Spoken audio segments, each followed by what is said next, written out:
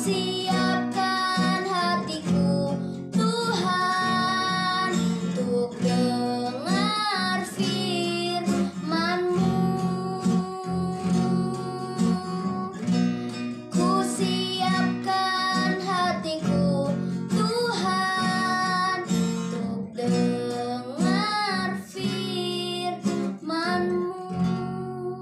Selamat malam saudara-saudara yang dikasihi oleh Yesus Kristus. Berjumpa bersama kami kembali Family Reading Journey melalui media online YouTube. Kita akan sama-sama membaca firman Tuhan dari Ester 3 ayat 1 sampai 15. Bersyukur karena ada di hari yang ke-17 di bulan September 2024. Kita ada sampai hari ini, itu adalah suatu anugerah.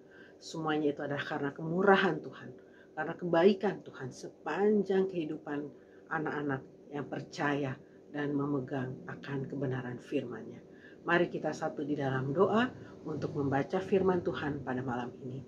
Terima kasih Bapa, terima kasih Roh Kudus. Kami ada sampai hari ini di malam yang gelap gulita.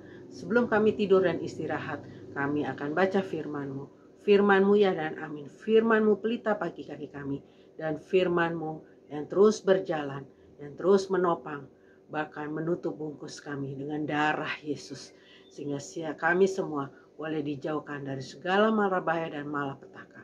Kami bersyukur Engkau terlalu baik, Engkau terus mengasihi kami, menjaga keluar masuk kami. Terpujilah namamu, Bapa Yesus, kekal selama-lamanya. Haleluya, amin.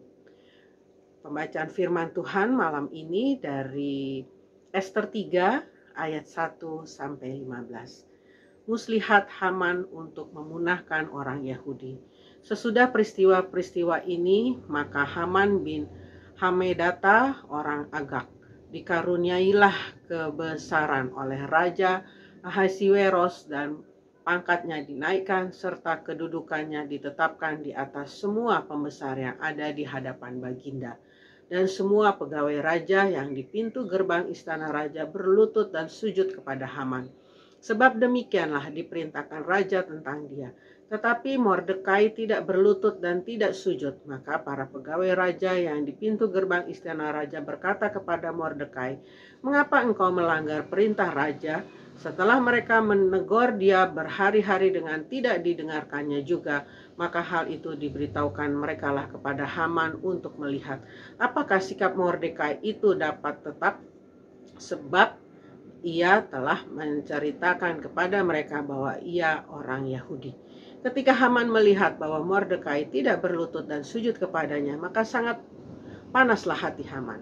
Tetapi ia menganggap dirinya terlalu hina untuk membunuh hanya Mordekai saja, karena orang telah memberitahukan kepadanya kebangsaan Mordekai itu.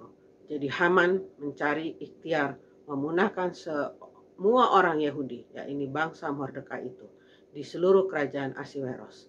Dalam bulan pertama, yakni bulan Nisan, dalam tahun yang ke-12 zaman Raja Ahasiweros, orang membuang pur, yakni undi, di depan Haman, hari demi hari dan bulan demi bulan, sampai jauh pada bulan yang ke-12, yakni bulan Adar.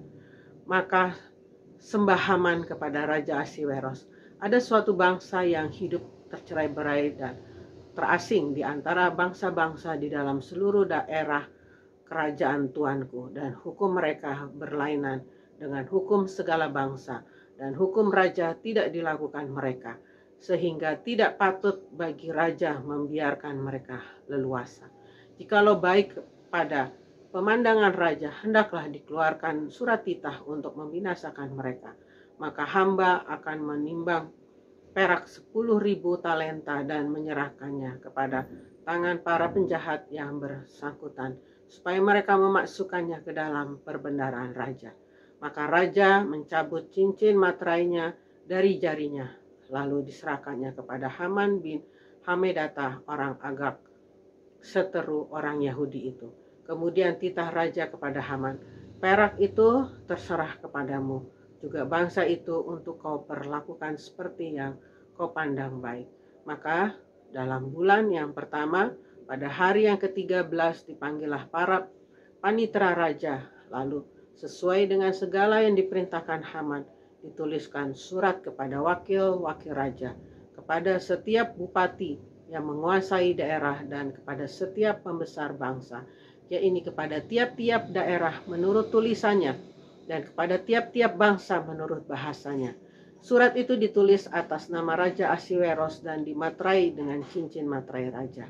Surat-surat itu dikirimkan dengan perantaran pesuruh-pesuruh cepat ke segala daerah kerajaan supaya dipunahkan, dibunuh dan dibinasakan semua orang Yahudi, daripada orang muda sampai kepada yang tua, bahkan anak-anak dan perempuan-perempuan, pada satu hari juga, pada tanggal 13 bulan yang ke-12, yaitu bulan Adar, dan supaya dirampas harta milik mereka.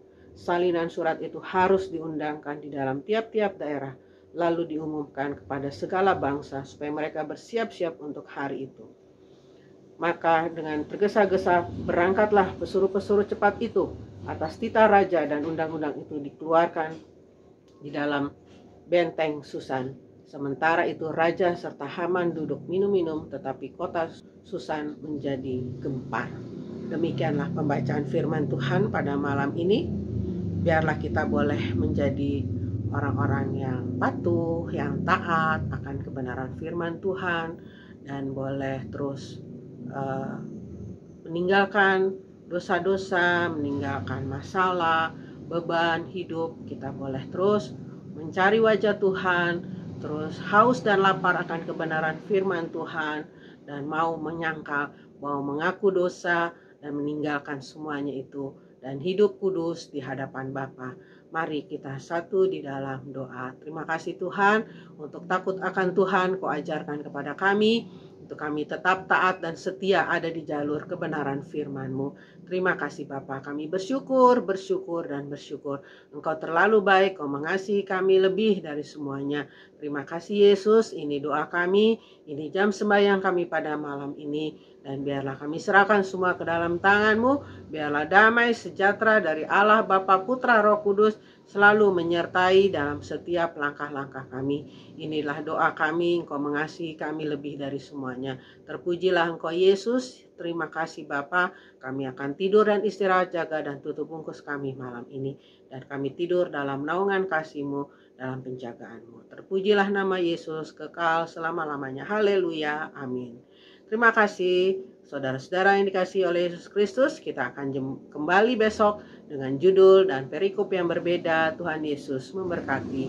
Shalom. Firman-Mu pelita bagi kakiku, terang bagi jalanku.